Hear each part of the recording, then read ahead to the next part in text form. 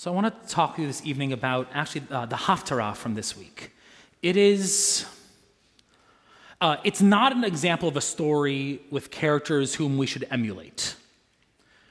Don't be like this guy. His name is Yiftach. Have you heard Yiftach's name before? Rachel has, and she knows what's coming. It's not pleasant, and it's okay. We're going to learn a lesson from it anyway. So Yiftach is a member of the Israelites. This comes in the book of Judges. He had a troubled upbringing and eventually found his way in the military. He was a powerful warrior. And at one moment, the Ammonites were attacking the Israelites, and the leader said, Yiftach, we need you to come lead us. Come lead our defense and our attacks against Ammon. So he comes, stands before Ammon and gives this beautiful history of the Israelites and how God has sustained and got us out of Egypt and split the sea and the various battles that we won throughout the desert wanderings. And then he says this. He turns to God and says, God, if you help me win this battle, I vow that when I get home, the first thing that comes out the door to greet me, I will sacrifice to you. I will offer a sacrifice. You have a sense of where this is going.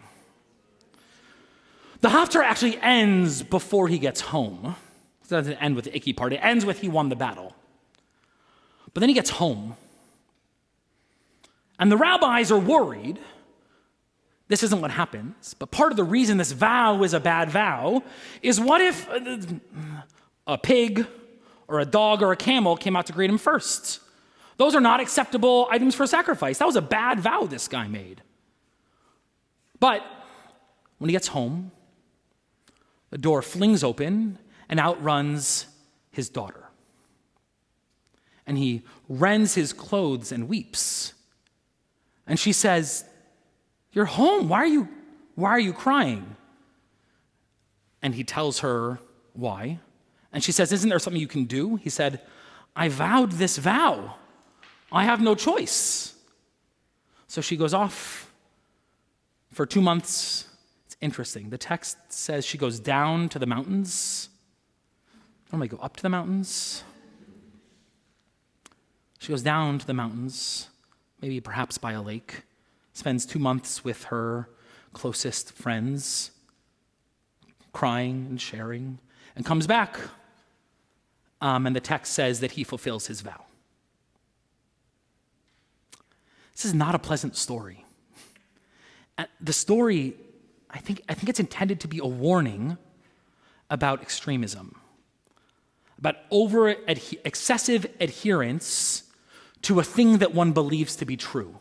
And taking that thing that one believes to be true and taking it to its illogical extreme.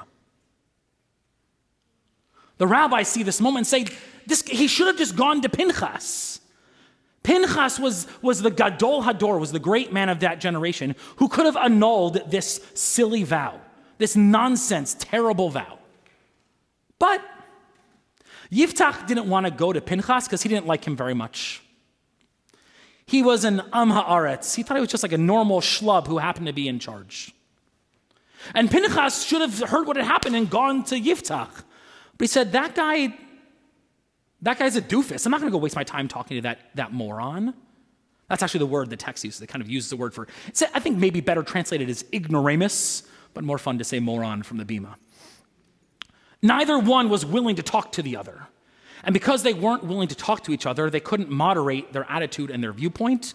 And instead, something terrible happened because of this excessive adherence to a particular value and extremism. It's one of the many reasons that I'm proud to be a progressive Jew. When I say the word progressive, I'm not placing myself on a spectrum of American politics. I'm talking about the nature of religion. The nature of our religion is progressive religion. It's not regressive. It's not static. It's not stuck with only one way to look at the world. It evolves and changes as the world around us evolves and changes, still deeply rooted, still committed to the enterprise without getting stuck. Yiftach should have seen the door throw open, see his daughter run out and say, this vow isn't going to work. I'm going to have to find something else to do instead. But this was the only way to look at the world. When we're stuck with only one way to look at the world, when we become stiff-necked, like the Israelites wandering the desert, or hard-hearted like Pharaoh, when we become too firm and stuck, taking a thing that we believe in, good on Yiftach that he believed deeply in the power of vows and of calling out to God in his moment of need. But an inability to moderate as the world around you shifts, that fundamentalism, that extremism leads to destruction. We see that in our world too. An over-adherence to patriotism can lead to isolationism and cruelty to anyone who holds a different passport or comes from a different place. An over-adherence to the worthy value of free speech leads to hate speech, leads to, perhaps you saw the news articles about the school in Northern Virginia and what students drew, thinking that they could identify a particular character as a strong leader. If you don't know what that is, maybe you'll start to figure it out by me speaking in euphemism, and if not, you'll Google it later, and you will feel deeply uncomfortable and horrified. But an excessive attitude towards free speech leads to hateful rhetoric, and we've seen too much of that. An excessive adherence to a sense of independence or rugged individualism leads to the dissolution of a social safety net. We can hold true to our values, to a sense of patriotism, of free speech, of independence, of freedom, and not allow it to lead us to a place of being regressive, of being too stuck with only one way to look at the world, unable to moderate because the world around us shifts and changes. Maybe there are other moments in your life, the last few years, that you've experienced that too. A thing that you believe in, that you know to be true, that you just get stuck in, thinking there's only one way to hold that idea. There's only one way to see the world, only one way to move forward. And when the world around you changes, when the door gets flung open, unwilling to shift or adjust or have the important conversation with someone who could help open our eyes or help us evade the path that would lead us towards destruction. There's power to who and what we are as a Jewish people, to this attitude of progress, of evolution, of who we are and what we're called to become. We don't get stuck. And by changing course, by allowing the world and our friends and neighbors to speak to us, to help us find our path, we're not losing who we are as Jews. We're keeping it. We're holding it authentically and sure. If only Yiftach had done that. If only Yiftach hadn't gotten stuck with just one way. He wouldn't have abandoned his faith. He wouldn't have abandoned God or the Israelites or the Jewish people. He would have found a way and a path forward. That's our job too, to allow the world to speak to us, to talk to our neighbors and friends, the ones who might see the world differently or help us see and understand a different way forward, to not get stuck and stiff-necked so that the things that we believe that are worthy and true don't get drawn out to their illogical extremes and lead us down a dangerous path. This moment today, there are many reasons we didn't have services outside tonight. One of which was we didn't know if there'd be fireworks at some point during the day, so it's good to be indoors at the moment. But this is a moment of celebration. This moment of who and what we are as Americans.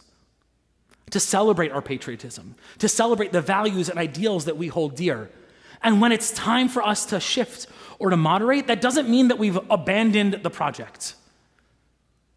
To wave a flag proudly, knowing where we've come from and how we got to this moment, the ups and downs, the trials and the successes, not to abandon the project because we're disappointed or frustrated or because this one is in charge or that one is in charge or we like this or we don't like that, but to invest in the project knowing that we need to have the hard conversations.